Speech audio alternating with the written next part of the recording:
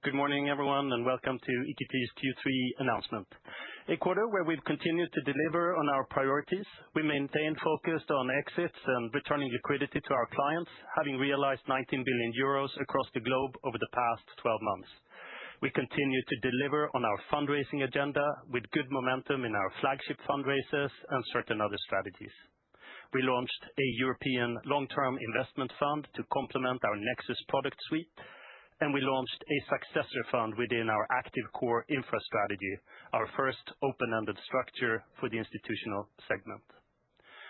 All while continuing to deliver returns for our clients, with half of our key funds performing on plan and half performing above plan. Finally, the nomination committee has proposed that Sean Salata becomes chair of EQT as our founder, and chair, Connie Johnson, expects to step down from his role at our AGM in May 26. And with that, I'll hand it over to you, Per. Next slide, please. Thank you, Olof, and good morning to you all, also from myself, and thanks for joining us. It's now more than 9 months into the year, and 8 months post the announcement of the CEO transition. So let me quickly reflect on where we stand in terms of our priorities. Over the last couple of months in the executive committee, we've taken a number of actions to maintain a firm-wide focus on excellence in deal making and value creation across everything we do. We continue to build a client-centric firm that creates the most compelling client experience in the private markets. The actions taken will also ensure that we stay true to our values, that we remain that entrepreneurial and fast-moving organization that we want to be, so that we can continue to attract and retain the best people in the industry, and that we run EQT with an effective and efficient operating model. Over the past few months, we've made great progress at reducing complexity and driving simplification, merging a number of platforms such as our capital markets and client relations platforms, combining our ventures and our growth teams, and integrating our value creation capabilities further into the investment organization. This enhanced and near-term focus on efficiencies will be materially concluded during this quarter. But having said this, of course, working smarter is really part of our DNA. In this context, we've made and will continue to make significant investments into our Bengaluru and Warsaw operations, also into our tech platform, our AI capabilities, and we will leverage all of those capabilities to find new ways of working smarter also in the future. So I'm confident that also going forward, we will be achieving productivity improvements in our organization. At the same time, we will continue to invest into our alpha-generating capabilities, our value creation functions, and into growing our presence in our target geographies to ensure that we continue to deliver for clients. As long as we maintain our strong performance, we see very attractive growth opportunities in all of our existing strategies. We also see a significant opportunity to broaden and strengthen our client base, and we have strong momentum in our newly launched private wealth products.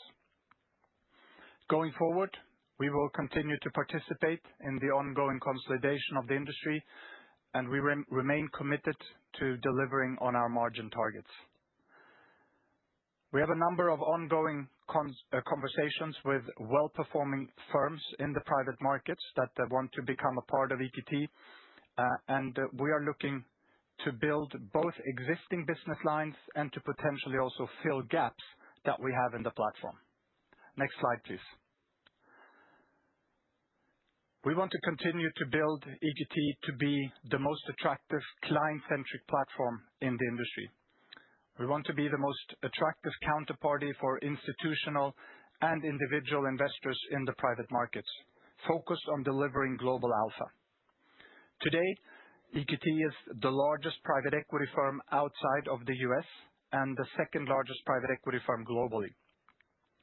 This gives us unique advantages, offering investment opportunities across the U.S., Europe, and Asia for our clients. The first 9 months of the year illustrate the advantages of that diversification. Taking the public markets as an example, Europe outperformed in the first quarter, the U.S. came back in the second quarter, and now Asia has outperformed global markets quite significantly in the third quarter. In FX, we've seen the dollar depreciate approximately 10% versus the euro this year, and that means that in US dollar terms, the European and Asia outperformance year to date is quite significant.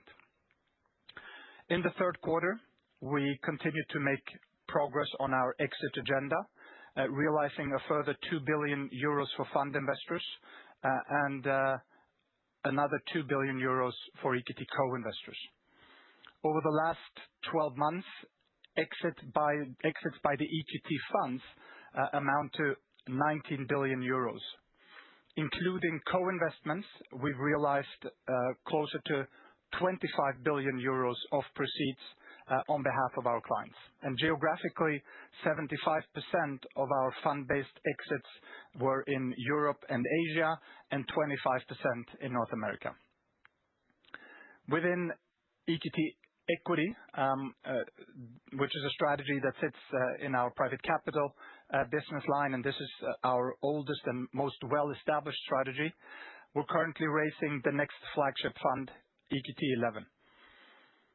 Over the last 12 months in this strategy, realizations have corresponded to approximately 30% of net asset value. And this is 3 times more than the industry average. So a remarkable outperformance of the industry, in particular also if you take into account the growth that we've had in fund sizes in this strategy over the past couple of fund cycles. As we continue to monetize assets, we expect to increasingly also generate real cash for EQT and our shareholders from carried interest. EQT 8, a fund where we've recognized carry in our financial statements for some time already, is now fast approaching the hurdle for when cash carried interest payouts happen. And once EQT 8 reaches this hurdle, we enter a so-called catch-up phase, whereby all proceeds are distributed as cash carry until we have a true 80-20 split of the profit. As a result, assuming market conditions remain broadly unchanged compared to where they are today, we expect to receive approximately 500 million euros of cash from the EQT 8 fund in the near term. In total, assuming a gross MOIC of 2.5 times for EQT 8, EQT 8 alone, an 11 billion euro fund, would generate cash carry of approximately 1 billion for EQT AB over the lifetime of the fund. In our ongoing fundraisers, we're also focused on improving terms related to carried interest, which is expected to shorten the time by when cash carried interest is paid out in the future. And Kim will talk more about this shortly. Our exit track record is really also a testament to the quality of our portfolio and our differentiated exit capabilities. As a result, we continue to have strong DPIs across our key funds, and that puts us in a differentiated position when it comes to our fundraisings. But performance is really not enough to be able to secure client commitments in today's market. Investors are continuing to consolidate their GP relationships, and with the remaining core relationships that they keep, investors really want to build close strategic partnerships. They want to have counterparties that can help them achieve their strategic objectives. EQT is well positioned also in this regard, being one of a few of truly client-centric scale players in the industry. We want to provide our clients with the best experience, offering attractive new thematic investment strategies, producing the most attractive co-invest opportunities in the industry, and finding new innovative ways to stay invested together in our winners. Thanks to our global scale, we can also help investors rebalance their portfolios, and we can offer global diversification and access to international alpha. There's been a real mindset shift among private market investors to focus again on portfolio diversification. And given that investors today are significantly over-allocated US dollar-based assets, this presents a real opportunity for private markets platforms that can offer attractive investment opportunities, attractive alpha in Asia and in Europe. Being one of the largest private markets firms across private equity, infrastructure, and real estate in Europe and Asia, with a strong investment track record, we're benefiting from this trend. In Europe, a good example is the ongoing fundraising of our Real Estate Europe Logistics Value Fund, where investor demand has exceeded our most optimistic assumptions.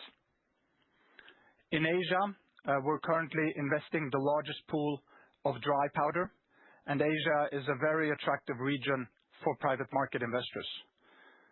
The Asian buyout market is expected to double by 2030 compared to 2023. Average allocations to alternatives are expected to increase significantly from the current 8% level and get closer to the levels that we see in North America, which are at 37%, and Europe at 26%. The strength of our global deal engine also positions us nicely for the private wealth opportunity. In the last 12 months, EQT has created co-investment opportunities of more than 17 billion euros across strategies. This makes us the most attractive provider of co-invest deal flow in the private markets industry. Our co-invest to fund commitment ratios over the last 12 months are significantly above really any player in the industry. And this means that at EQT, the deal flow already exists today to provide attractive investment opportunities to private wealth and retail investors. We don't have to manufacture deals or opportunities specifically for this client segment. Instead, we will maintain the same underwriting standards as we have in the institutional part of our business. And we will simply offer private wealth clients access to the attractive investment opportunities, that attractive alpha that we're producing in our fund products and in the co-investments that we provide already today. Next slide, please. During the third quarter, we've remained focused on executing on a range of prioritized organic growth opportunities. For instance, we launched the second generation of the Active Core Infrastructure Fund. This will be an open-ended Active Core Infrastructure Fund, actually our first open-ended structure targeted to institutional investors. This is a natural evolution of the first Active Core Infrastructure Fund, which was a longer hold strategy that we launched in 2022. We're excited about this opportunity to introduce more perpetual institutional capital into our fee-based assets under management. During the quarter, we also continued to build and strengthen our franchise and to strengthen our geographical presence. A very good example of this is Japan. Japan is really a strategic growth opportunity for EQT. In Q3, we launched two public tender offers, Fujitec and CareNet, having followed those companies for several years. Japan is today one of the most attractive opportunities for EQT. Governance reforms and structural shifts in the market are creating highly attractive investment opportunities for our active ownership-focused private equity strategies. In addition, we also see an attractive opportunity for EQT to significantly strengthen our private wealth investor base in the country. In the context of private wealth, in the third quarter, we added another attractive product to the portfolio, the Nexus Private Equity LTIF product that Gustav will now talk more about. Gustav, over to you. Next slide, please. Thank you, Per, and good morning, everyone. We continue to make progress on our ongoing fundraising in the third quarter. BPA9 raised $1 billion in the third quarter and has $12 billion of commitments today. Including closed and pending commitments, the fund has exceeded its $12.5 billion target size, and we continue to expect the fund to reach its hard cap of $14.5 billion upon final close in early 2026. Following the launch of EQT 11 in June, client reception has been very good, further supported by the strong exit track record for EQT Private Capital Europe and North America during 2025. As previously communicated, EQT 11 has a target fund size of 23 billion euro. We continue fundraising for two of our first-time funds in EQT Transition Infrastructure and EQT Healthcare Growth. Between these funds, we expect to raise north of 4 billion euros, of which more than half has been closed to date. And as Per mentioned earlier, during the quarter, we also launched fundraising for the successor fund within Active Core Infra, our first open-ended structure for the institutional segment, where we're seeing very encouraging dialogue with our clients. Furthermore, we continue to raise capital for EQT Real Estate Logistics Europe 5, for which we had a strong first close in July at 1.7 billion euros.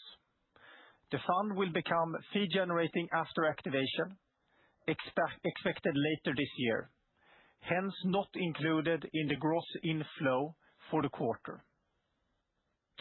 As a reminder, the predecessor fund was closed in 2021 at 2.1 billion euro, and we expect a fairly significant increase of fund size for Fund 5.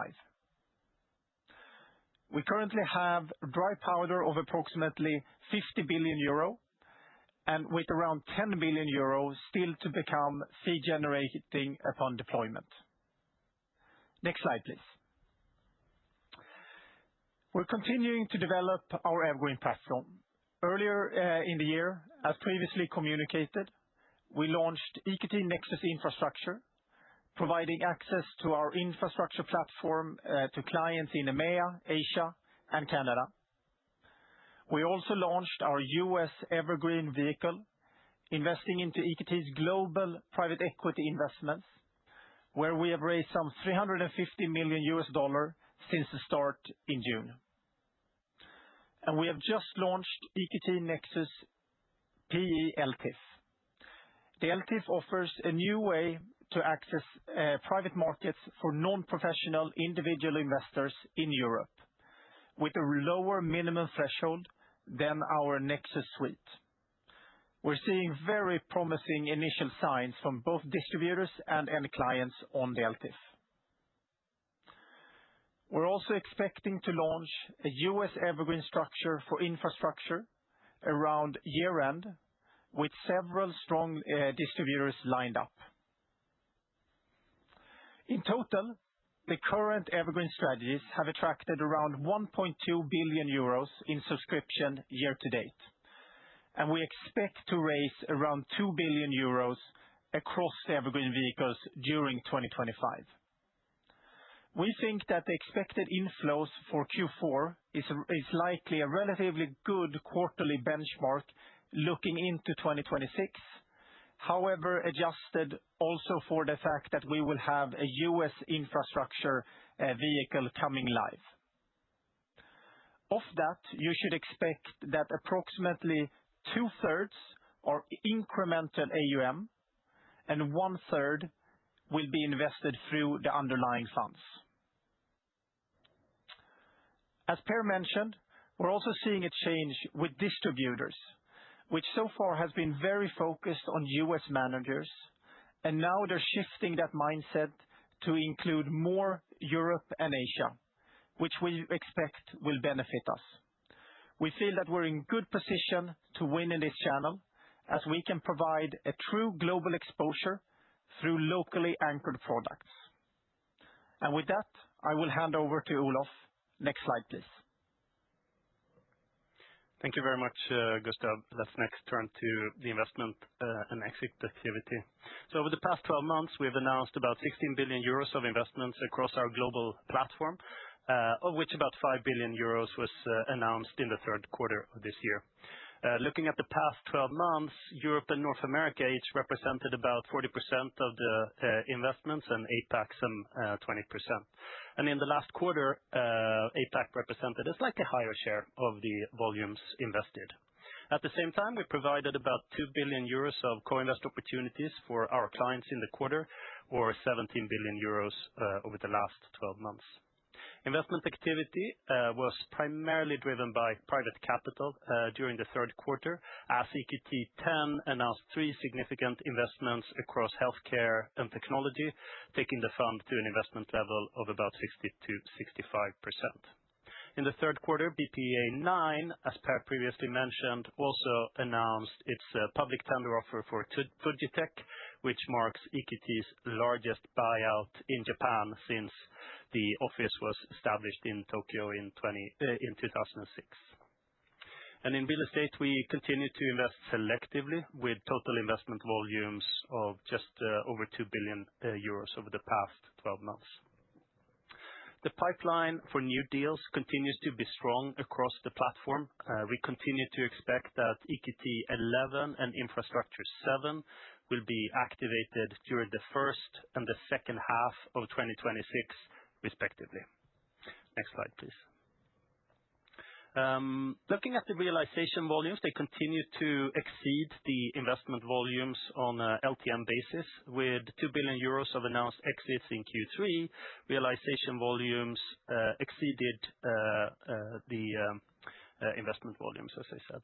Over the past 12 months, we have realized about 19 billion.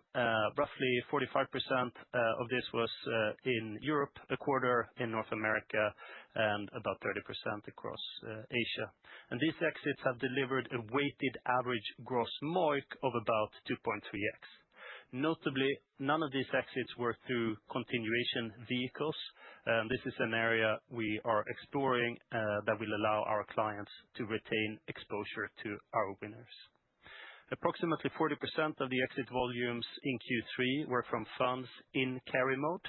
As you may have seen, we were particularly active realizing our listed assets. Over the first 3 quarters of the year, EQT was once again the most active private markets firms globally when it comes to ECM activity, being almost twice as active as the number 2 in terms of transaction volume. Recent exits also include AI-powered portfolio companies such as TELUS Digital by BPEA VI, and the sale of Sana Labs, an EQT Ventures II investment to Workday at north of 1 billion euros. In September, Sana was one of 2 EQT Ventures portfolio companies to reach unicorn status, along with smartphone brand Nothing. 2 highlights in the European tech ecosystem. Let me lastly also highlight that we have finalized the remaining syndications for Nord Anglia. In total, external capital was close to $9 billion across over 80 investors. If we look ahead, we remain focused on executing on our exit agenda. Equity capital markets are strong, we think. Credit spreads are tight, and M&A activity is picking up across the globe. In particular, corporate confidence is improving, and the appetite for corporates to engage in M&A and other corporate actions is picking up. Having said that, we continue to face macro and political uncertainties, including around global trade, as we saw last week, which can create pockets of volatility. In recent quarters, exits have been paced by private capital, and our exit pipeline ahead is more tilted towards infrastructure. Finally, and as a reminder, we had several large exits in H1, and H1 is therefore not necessarily a good proxy for H2 in terms of total exit volumes. Any exit activity in Q4 would most likely only close in 2026, and this does not impact carry for 25. But more on this from Kim on the next slide, please. Thank you, Olof, and good morning, everyone. All of our key funds continue to perform on or above plan. and during the period, key funds valuations increased by on average 3%. The more mature vintages, which are at the later stage of their value creation journey, showed healthy performance. The 2020 to 21 vintages had a strong quarter, driven by strong underlying operating performance and supportive multiples, although with some pockets of underperformance. Equity infrastructure funds across the board showed strong performance in the quarter. The most recent vintages, which are currently being invested, continue to perform according to plan. And as a reminder, new investments are added at 1x gross MOIC. Year to date, key fund valuations have increased by just north of 3% on average. The first half of the year was heavily impacted by the weaker US dollar versus the euro. And adjusting for this FX, key fund valuations are up more than 8% from the start of the year. Next slide, please. In Q3, the number of FTEs amounted to 1,941, equivalent to a net increase of 33 FTEs during the quarter. Hires were primarily made within the infrastructure and capital raising teams to support EQT's growth agenda. We will continue to invest to capture future growth opportunities, both in the private wealth space and in selected geographies of strategic importance, primarily across Asia and the US, but also in Europe. At the same time, actions are being taken and implemented during the third and fourth quarter to ensure we remain a streamlined and high-performing organization. As a result, by year-end, we expect the number of FTEs to return towards the number we had at the start of the year. And in addition, we expect to reduce the number of contractors working for us by approximately 80 roles, or about 3/4 of the roles. Let me also recap a few points as it relates to our outlook cost guidance for 2025. Our outlook cost guidance for 2025 is unchanged. We expect total OpEx growth rate in 2025 to be at least at a similar level as 2024. In our H1 update, we stated that we expect H1 carry to be a reasonable proxy for H2 carry. With the Q3 exit activity, we have de-risked this statement, and we expect H2 carry to be at least in line with H1. As previously stated, we do not expect Infrastructure 4 or EQT 9 to be in carry mode in 2026. As Per mentioned, if we continue to realize investments, our larger funds will gradually approach cash carry mode. And let me go through this in some more detail on the next page, please. As you know, we currently have 4 key funds where we are recognizing carried interest in our financial statements: EQT 7 and 8, Infra 2, and BPA 7. The total carry potential in these funds is about 2 billion euros, of which 1 billion has already been recognized in our financial statements as of H1 2025.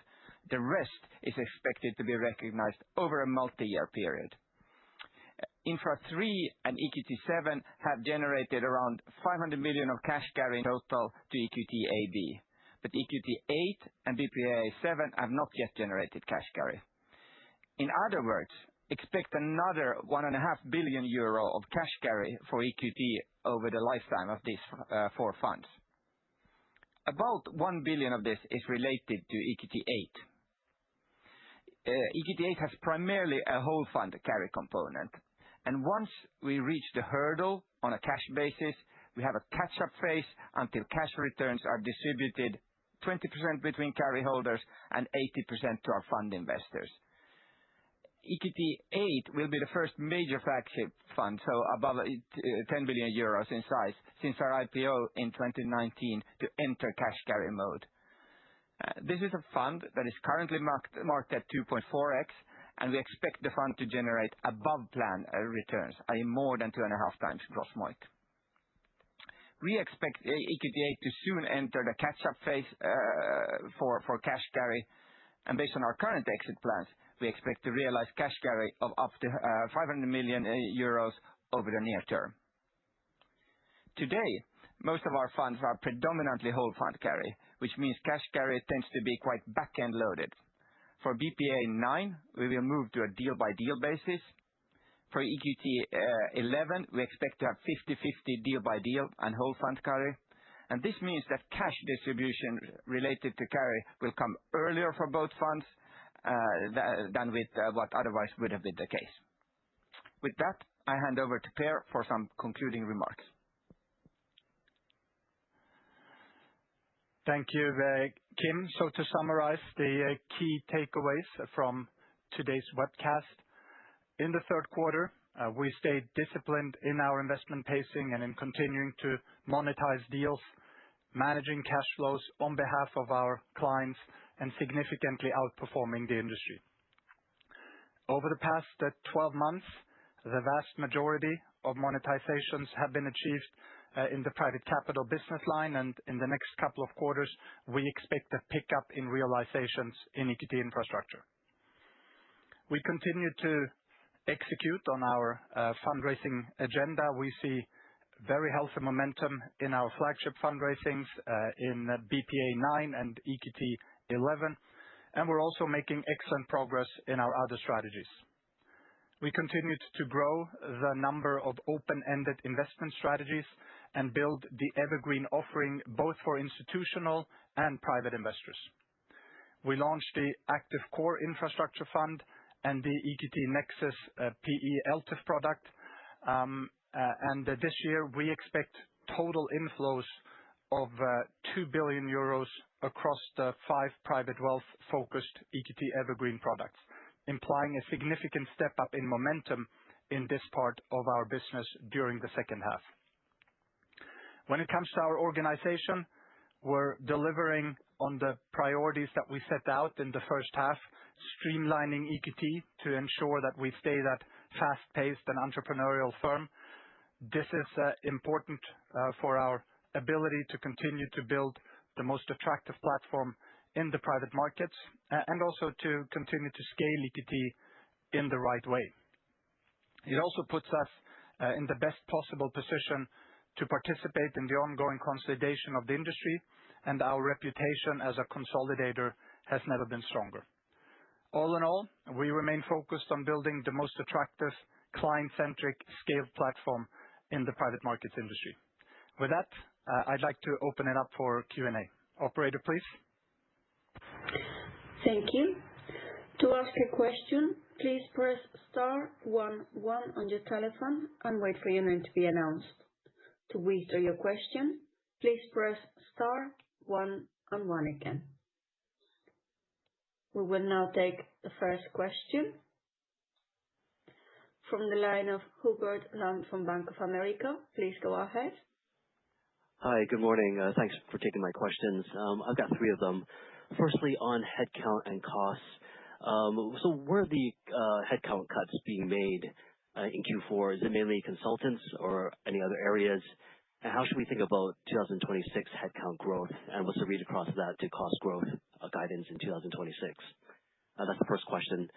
The second question is on cash. Just given that you have more cash coming through from the carry, what do you plan on doing with the cash you'll be generating? Does this increase the possibilities for more M&A, or will you also consider special distributions? And lastly, a question on Evergreens. So for this year, you're expected to probably get around 2 billion of inflows into Evergreens, but that's still like some ways off the 10 billion you're targeting over the next fundraising cycle, which is 10% of the 100 billion you spoke of previously. So how should we bridge the gap between what you're getting today and what you're targeting in the future? Thank you. Should I pick up on the headcount? Well, on the headcount reductions that are being made, it's a trimming. It's across the organization. So it is in all parts of the organization. Then, in addition to those FTEs that are actually on our payroll, we are also in the process of, I should say, reducing the number of contractors, consultants that are sort of working for us in other means. They would typically be in sort of other parts of the organization, mainly in tech, if you sort of take one part of the organization that has more. What we said on cost guidance is that This year, we expect to have at least the same level of cost growth as last year, whereas next year, that cost growth is expected to be lower in the single digits. Thank you, Kim. And then Gustav, maybe you take the one on the evergreen question. Yeah. So I think as I talked about, I think what we said is we are at 1.2 for the year. We think that we will be at 2 billion. So you have a gap of 800 million expected for Q4. And as I said, I think you should see this as a pretty good quarterly benchmark, and then adjust it also for the fact that we will launch the U.S. infrastructure vehicle by the start of the next year, so to speak. I think that those components will give you kind of the rollout to 2026. Should I comment on cash? Yeah, maybe I'll just make like a general statement. Of course, it's always better to have a stronger balance sheet that will give us more flexibility. We're constantly, evaluating how to leverage our balance sheet in the best possible way, whether it's for continued strategic growth investments or adjusting our dividend policy. Kim, anything you want to add? No, that's a fair comment, and we've said that we want to have a continuously growing dividend per share. We want to stick to that, and we have not ruled out any extraordinary sort of distributions to shareholders should we be overcapitalized at some point in time. Yeah, so sorry, just a quick follow-up on the headcount. So how should we think about the six headcount growth? I know you gave the cost growth, but I think the cost growth is probably a better way to think of it than the headcount growth. There's a very broad set of costs associated with heads in our organization. So. Okay, great. Thank you. Thank you. We will now take the next question from the line of Angeliki Bairaktari from JP Morgan. Please go ahead. Good morning, and thank you for taking my questions. If I can just go back to the carry guidance for the second half of the year, can I please check, is the Sana Labs exit that you mentioned, which sounds like is a pretty good exit, going to contribute to that in the second half? And is that sort of the reason why you now feel that the guidance has been de-risked? Then a second question with regards to the exit and IPO pipeline that you're seeing for 2026. Can you perhaps give us a little bit more color? I mean, this year you said you're on track to reach the 30 exits that you had planned in the beginning of the year. What is your expectation for next year, also considering that we have seen an acceleration in IPOs also in September? And third question, with regards to M&A, which areas would be of interest to you now? I think last year we were talking more about liquidity solutions and secondaries. Is that still sort of the primary focus, or would you consider doing something in another asset class? Thank you. Maybe I'll start with the exit environment pipeline for the second half of this year and what we're seeing also first half, and then Kim can comment further on the carry guidance for this year. So when it comes to the exit environment, as you rightly said, we've seen encouraging signs of a pickup in activity levels in the IPO markets, really globally, but certainly also here in Europe. A number of sponsor-backed IPOs, larger ones, have been done, and the aftermarket performance has been very encouraging. And we're seeing that also now positively impacting the pipeline in particular of activity in the private markets. For us, we have a very healthy pipeline of exits that we are working on in the next couple of quarters. I'd say It's maybe a little bit more tilted now towards infrastructure, as we mentioned earlier in the webcast presentation. But also in private capital, we continue to stay disciplined in our monetizations. And in terms of the routes that we're pursuing, it's really a mix of IPO-led exit processes and trade sale-based exit processes. So we feel good about the market environment. If anything, today it's slightly more positive compared to Q2, and we continue to feel good about executing on our pipeline of monetization opportunities. Kim? Yes, on carry, as you know, we typically don't comment on specific deals, but Ventures Ventures 2 is not in carry mode, so this is not the reason for us feeling more comfortable with our carry forecast. Having said that, it's amazing to have two unicorns on the same day, and it has been a very, very attractive transaction. Yeah, and exactly. And so given the exit pipeline that we're seeing, also all of the exits that we completed and the sell downs that we had during the third quarter, we feel good about the carried interest guidance also that Kim gave earlier.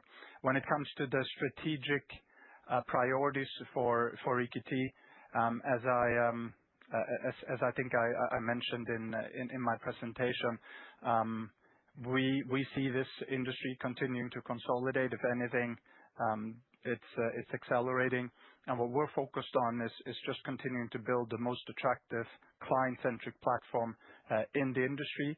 The areas where we see opportunities for us also to accelerate our growth inorganically, it's both in existing business lines, but also to fill gaps that we have in the platform. And as we spoke about, I think last time in the Q2 webcast, one area where we do think that we need to strengthen our capabilities, and Olof also alluded to it earlier on in the presentation, is around solutions and secondary. So this continues to be a space that is of interest to us, and we feel good about sort of the conversations that we're having and also our reputation as a consolidator in the industry. Thank you very much. If I may just a small follow-up on Ventures 2, because we don't have a lot of details on these smaller funds. When approximately should we expect the fund to get in carry mode? No, we don't give that kind of detail on the smaller funds. It will not move the needle for the firm as a whole. Ventures is an amazing business because it helps us to be smarter investors across the board in our other funds, but it doesn't really move the needle for the group as a whole. Thank you. Thank you. We will now take the next question from the line of Ermin Keric from DNB Carnegie. Please go ahead. Good morning. Thanks for taking my question. So maybe first, if you could provide any kind of size expectations you have for the active infra fund, and if you have any additional comments on kind of when we should expect the target for Infra 7 and kind of how we should think about hard cap for EQT 11. And maybe just if you could generally talk a little bit about the active infra kind of return targets and how the revenue model will look for that one. Then question 2 would be just if you look on the rolling 12-month investments, we see them trending downwards.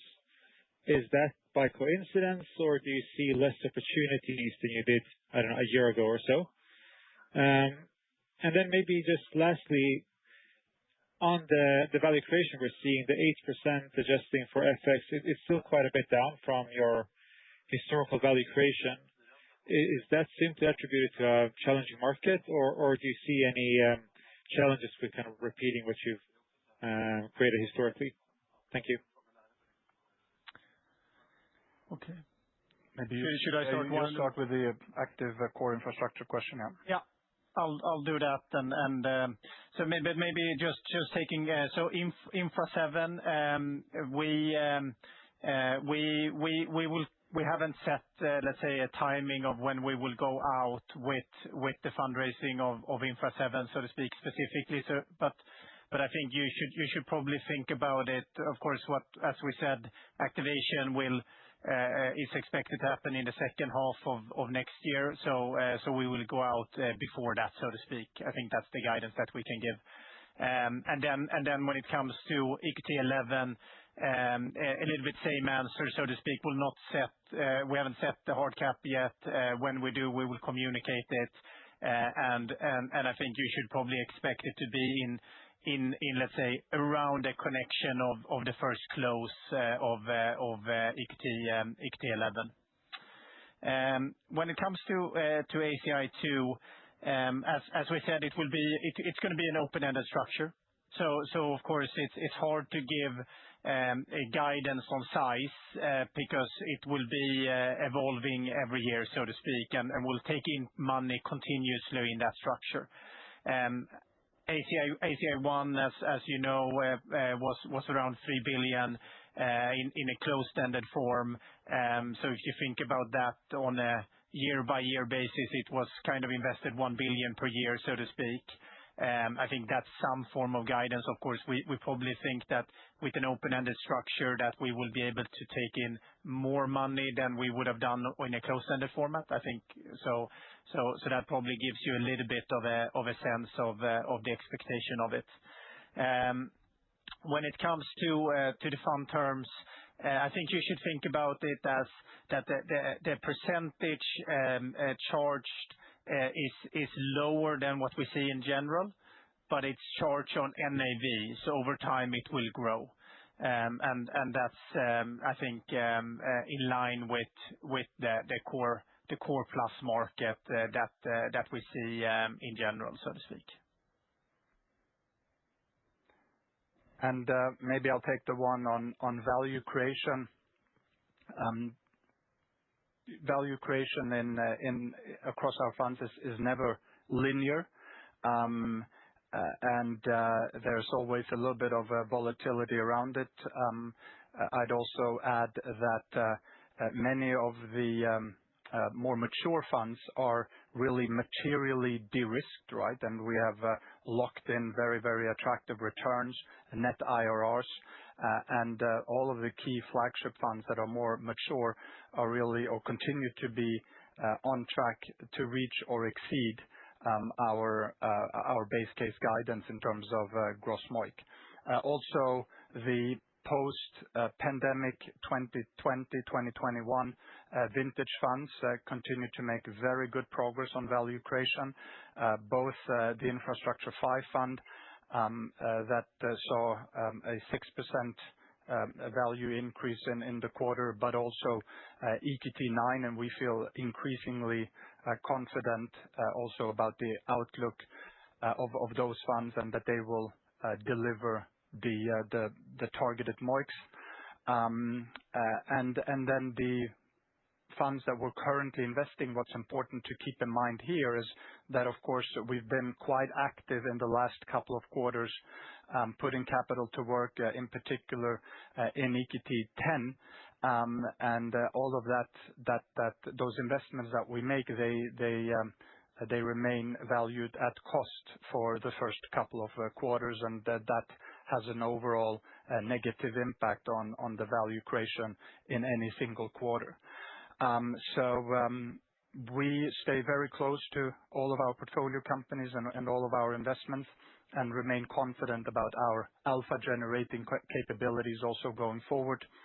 In fact, we've also had a third-party provider look at this, and that third-party provider was particularly impressed by our alpha generating capabilities and how they've also improved over the last couple of fund cycles. And then in terms of the pipeline of deals going forward and the investment activity, again, a little bit the same comment.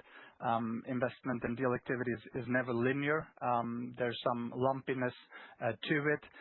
We were very active in our infrastructure strategies, putting capital to work in the Infrastructure 6 fund. We are at the targeted investment levels there, really 6 months post the final close of that fund. In EQT 10, we also had a healthy activity level during Q3 and continue to feel very good and confident about the pipeline of opportunities that we see ahead. Very clear. Thank you. Thank you. We will now take the next question from the line of Arnaud Giblat from BNP Paribas Exane. Please go ahead. Yeah, good morning. I've got 3 questions, please. Could I start with the exits? So quite a lot of exits going on, yet limited value creation. I'm just wondering what sort of uplifts you're seeing on the exits you've had this year, and how should we think about the potential for uplifts in Q4 and H1? I think you're talking about a strong pipeline there. Secondly, on the evergreen vehicles, I mean, the guidance is very clear, so I don't need further explanation there. But I'm just wondering, how should we think about capacity of these products in the long term? I think you've talked a lot about investing pari passu and wanting the vintage diversification, etc. Does that impact at all the capacity of these products in the longer term? And if so, do you just grow the evergreen channel then by launching incremental products? Finally, on the 9 billion of overall carry in slide, I think, sorry, just 12. I'm just wondering which funds are included there. Is that including, I suppose, the 3 flagship funds that are being raised now? Thank you. Thank you for those questions. I'll start with the first one on exits. Again, it's never linear, but overall, the statement I would make is that the vast majority of the exits that we've had over the last 12 months have been in line with or above where we had marked those investments in our books. And that also explains part of the value creation that you have seen in many of the funds during that time where we have achieved those exits. It also depends on, during a quarter, what type of investments you monetize. Of course, if you monetize a larger share of publicly listed investments, you will not have a direct positive impact in the value creation in a fund. Sometimes it can actually be the opposite, even though you're doing the right thing in terms of locking in returns and de-risking the funds and managing cash flows on behalf of investors long term. And then, of course, what you're also seeing is that we're preparing a number of our assets and investments for exits, and we feel very confident about the performance of those assets and those investments. And you're seeing some of that also reflected in the value creation or in the value uplift, in particular in the infrastructure strategies. Second question on the capacity in the evergreens. I'll start, and Gustav, maybe you fill in. As we spoke about in the webcast presentation, right, we're in a slightly different position compared to most other players in the industry that are focused on this private wealth opportunity. Our deal-making engine is so strong today, and we generate a co-invest to fund commitment ratio that is, way above the average of the industry. So it means that really, we've already built the capacity in our existing organization to create attractive opportunities and to offer private wealth investors to participate in those investment opportunities. So a large part of the cost related to tapping into that opportunity, relatively speaking, we've taken a larger share already because we've already built that deal engine, if you will. Gustav, anything you want to add to it? No, I think that's the answer, so to speak. It's always going to be performance first in this, so to speak. So I think what's crucial for us is that we create vehicles that can really generate strong performance. We think that's going to be an increasing. The first generation of private welfare was really focused on brand. The second generation is really going to be focused on the ability to create long-term sustainable returns in those vehicles. And we think that move is also going to benefit us from a size perspective in it. And I can comment on the technical question there. We have the 9 billion includes all the active funds, all active key funds, sorry. So BPA 9 is included, but not EQT 11, for example. But also remember about that number, that it is in order to give you and the market a sense of order of magnitude. It's not an exact calculation. There are simplified assumptions behind it, and we've footnoted those, and we can talk about them offline if you'd like. That's super helpful. Just a very quick follow-up. Very simple one. Do you have any exits for EQT 9 and Infra 4 in the pipeline? The answer is yes, quite a few. So, but I don't think we want to provide more guidance than that. Yeah. Thank you. Thank you. We will now take the next question from the line of Jacob Hesslevik from SEB. Please go ahead. Good morning. So 2 questions from my side. The first one is on AI implementation. You're right, you have made AI a strategic priority both internally and in portfolio companies. Can you articulate the expected impact on your operating model, decision-making, and competitive positioning? And what's a realistic timeline for any material benefits from AI? Second, on the European defense and critical infrastructure themes, given the significant increase in EU spending commitments within cybersecurity and infrastructure needs, you mentioned Germany and UK in the report, does EQT see an opportunity to create a dedicated fund focused on these defense, cybersecurity, and infrastructure investments in Europe, or will these themes rather be invested in using Infra 7? Thank you. Good. I'll start with the first question. So AI implementation is definitely a strategic priority for us, both in our portfolio companies and internally. In fact, we're really putting AI at the center of any new investment underwritings that we have. It's always the number one topic that we start an IC discussion with. And then, of course, we also follow up on it in our portfolio review committees. And whenever we're not comfortable that it's more of a value creation opportunity than a disruptive threat, then we would decline an investment opportunity. The same mindset we apply to how we're future-proofing EQT. So we're making significant investments in this area into our tech stack, making sure that our tech stack is set up to leverage all of the global data that we sit on, to apply tailor-made AI tools in our sourcing, in our portfolio review processes, in how we run our business in the best possible way. I don't think we're in a position today to quantify exactly, what that potential is in terms of how we will manage our FTE and costs going forward. But of course, we are tracking this in terms of KPIs in our executive leadership team, and this is just a an attractive opportunity for us, a little bit what I referred to earlier, to just continue on this journey to improve our operating model and to achieve productivity improvements over time.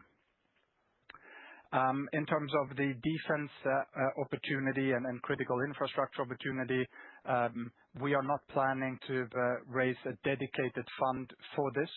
We are seeing an attractive pipeline of opportunities, both in the more tech-related part of that segment in our early-stage strategies. So that's something that we're looking at there. And then, of course, also in the infrastructure business. But we would be investing out of existing funds into that opportunity. Thank you. Thank you. We will now take the next question from the line of Nicholas Herman from Citi. Please go ahead. Yes. Morning, guys. Constructive call. 3 questions from me, please. One on cost, one on evergreens, and one on the open-ended ACI2. On costs, seems like quite a relatively material optimization of FTE in the fourth quarter. I think the market expects 2026 to be the low point of your operating margins, given the nature of your fundraising cycle. But do you think you can stay above a 50% fee-related EBITDA margin next year? On the evergreens, we're talking about moving from, I guess, 0.4 billion per quarter of evergreen subscriptions to 8 billion per quarter. I think the guidance seems pretty clear. I mean, but just what I'm interested in here is, I appreciate you've broadened your range, but where is that step up coming from, please, by product and region? Just interested whether you're seeing that biggest uplift in the momentum. And then finally, on ACI2, which institutional client segment has shown notable interest in ACI2 in that open-ended format, please? And is there any difference in fee rate versus ACI1? Thank you. If I start with the first one, Nicholas, we do not give sort of year-by-year fee-related EBITDA margin guidance, as you know. What we have been very firm about is, though, that we expect to reach our 55% target during the course of this fundraising cycle. So that stays, and I think we reiterated it again in this report, and you will have to live with that. But it's of course not a linear sort of road from where we were to the 55%. But having said that, of course, today we've put us in an even better position to deliver against that target with the actions that we've taken. Gustav, do you want to take the other ones? Yeah. So I think on the evergreen side, so I think in Q3 here, we have around 500 million of inflow, and as we said, we think Q4 is going to be around 800. I think that the step up in between is really related to the LTIF launch, as well as, let's say, building more and more momentum in some of the other products. As we said, Nexus Infrastructure was launched in Q2. The US Evergreen Vehicle for PE was launched at the end of Q2. So I think all of this is just building momentum here, having a broader base, more countries to access from let's say the Nexus suite, and on the US side, just adding more distributors to it, so to speak. So I think you'll continue to see that build up here in Q4 and going into 2026. And as I said, in 2026, we're then also launching the US vehicle for infrastructure. So I think you'll see that being fairly broad-based, and with a good diversification on a global basis. And when it comes to ACI2, I think you should think about the margin or the fee rate somewhat in line with what we have on ACI I. The institutional interest is really broad-based. It's a global fundraise, and we're seeing global interest for it. I think everything else being equal, we'll probably see more interest from North America in the open-ended structure compared to the closed-ended structure, which was, from a U.S. perspective, a little bit trickier to access for them. So I think that's probably where we see the biggest upside versus what we had in ACI I. So very strong interest really in ACI II, and I think also benefiting a little bit from private market investors wanting to diversify away, also from only having credit exposure, so to speak, right? And focusing again on that diversification. So ACI II also benefiting from that. That's very helpful. Thank you. If I could just have a quick follow-up on the evergreens question. I mean, have you also seen any benefit in some of these strategies if you come out of, let's say, an exclusivity period, and then it starts to really ramp up? And I guess, and in that context, are there any kind of exclusivity periods that we should be mindful of from your U.S. products, beyond which there could also be a material ramp up thereafter? Thanks. I wouldn't say that there is a significant ramp up due to exclusivity. I think it's more in general just broadening the base. I think there is probably going to be some form of exclusivity for the U.S. infrastructure product, but at the same time, it's the distributors that we've lined up is also global and sizable. So I don't think that you should expect that to be, let's say, different from what we've seen on the previous launches. Very helpful. Thank you. Thank you. We will now take the next question from the line of Haley Tam from UBS. Please go ahead. Morning. Thank you for taking my questions. I have three, please, if I can. Firstly, on Nexus. Secondly, on maybe some knock-on impact from other things happening in the market. And then thirdly, just a clarification on the fundraising and activation. So just firstly on Nexus, can I confirm, am I right in thinking that in the first 2 years after investment has been made, that investors cannot redeem from the fund? And is this also true for the LTIF structure, just so we can try and understand how to think about that? And I also wondered, are there any specifics in terms of placement fees or fee holidays in the early stages of a fund, evergreen fund life, which means that potentially the revenue uplift going forwards could be a lot higher than the fee-paying AUM growth? Second question, just in terms of knock-on effects. I mean, there have been a lot of private credit concerns in the market, and I just wondered, are you seeing any knock-on impact for your exit environment, the availability of credit perhaps, or perhaps even just in terms of appetite for your evergreen funds versus maybe those in other asset classes like private credit? And then the third and final question, just on fundraising. Sorry, just to understand the semantics of this. EQT Transition Infrastructure, EQT Healthcare Growth, have those both activated already? So the fundraising you're talking about, are we already seeing that in fee-paying AUM growth? And then similarly with the real estate for this Europe 5 that you mentioned, you had a strong first close, but we won't see that until it activates later this year. Can you give us any guide as to, is that at the end of this year or into next year, just to understand how we should think about that flow? Thank you very much. Maybe I'll start with a question just on the broader private credit market dynamics, and then I'll hand it over to Gustav to comment on Nexus and also the impact that we're seeing on the evergreen side. So in terms of private credit as an asset class,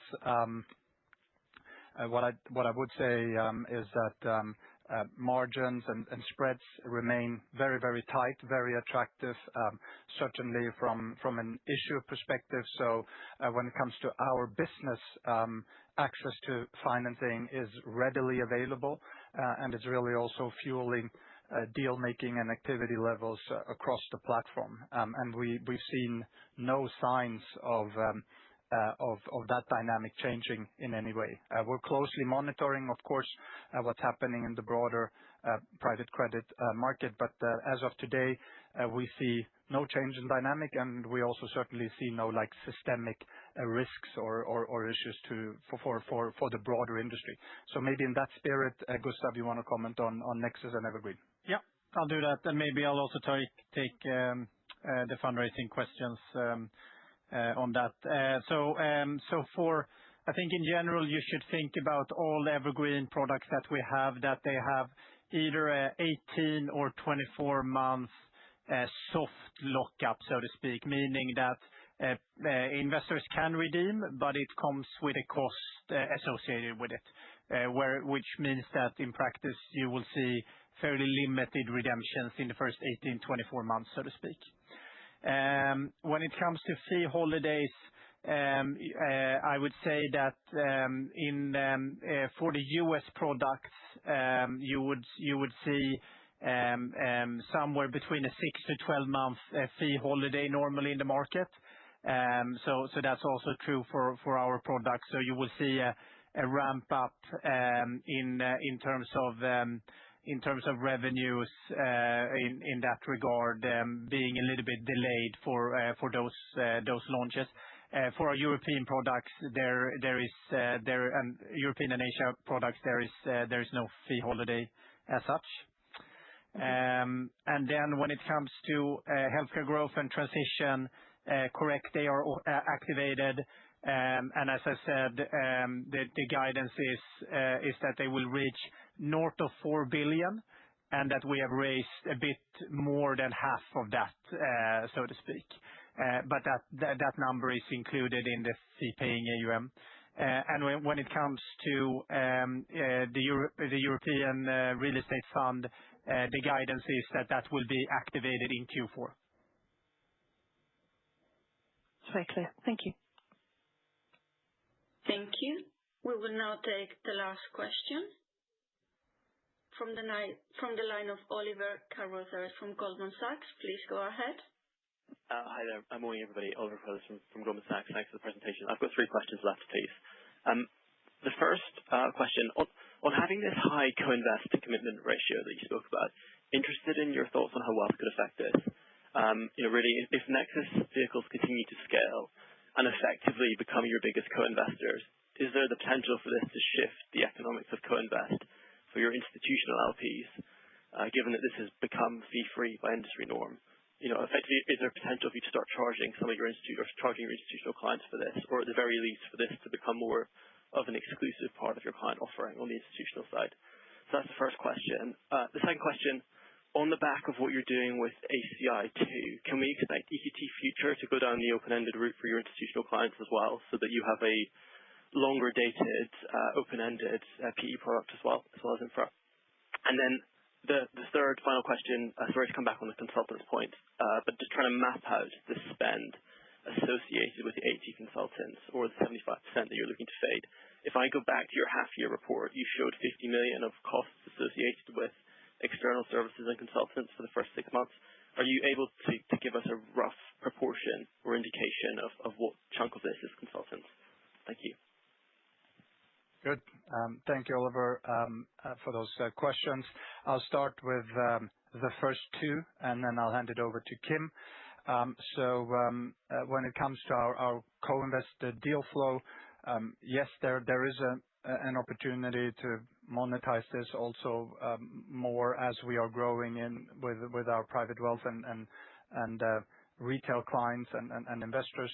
Of course, we will continue to offer the most attractive co-invest to fund commitment ratio in the industry to our important institutional investors, and we're committed to that. But just given the deal engine that we have today, we feel very, very good about our ability to create a win-win-win, if you will, between those 2 client segments as well as EQT over time. And then in relation to the ability to to potentially monetize even more of the institutional co-invest deal flow also over time, and our longer hold strategies and riding the winner strategies. What I'd say is what we've discussed in the executive leadership team and also with the board is that this is a huge growth opportunity for us. At EQT, we sit on many of the most attractive scaled assets in the private markets that operate in the most attractive parts of infrastructure and healthcare and technology. So there's clearly an opportunity for us to become more sophisticated over time in terms of how we monetize these investments and how we enable our clients, our investors, to stay invested in those businesses, right? And as Olof said earlier on in the presentation, we're probably the only scale player in the industry that hasn't done a continuation vehicle yet, right? And of course, it's in the interest of EQT and also our clients, our investor base, that we build those capabilities. And once we do that, and when we do that, that will also help us monetize, those opportunities and those amazing assets in a much better way going forward compared to today. And then when it comes to private equity, long hold strategy specifically that we have today in the pipeline, and whether we would consider making some of those or turning some of those also into more open-ended structures. This is something that we are evaluating and discussing.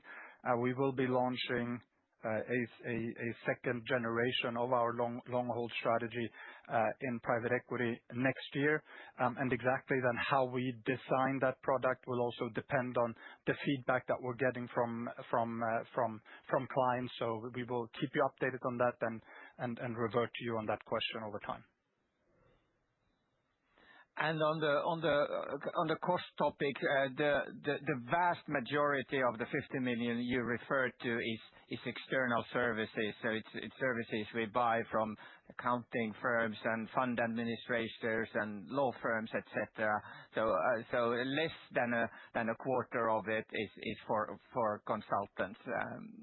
That's as much guidance I can give. Okay, very helpful. Thank you. Thank you. There are no further questions at this time. I would like to hand back over to the speakers for closing remarks. Okay, excellent. Thank you very much for joining today. Thanks for your time. Thanks for your interest, and thanks for excellent questions, and see you next time.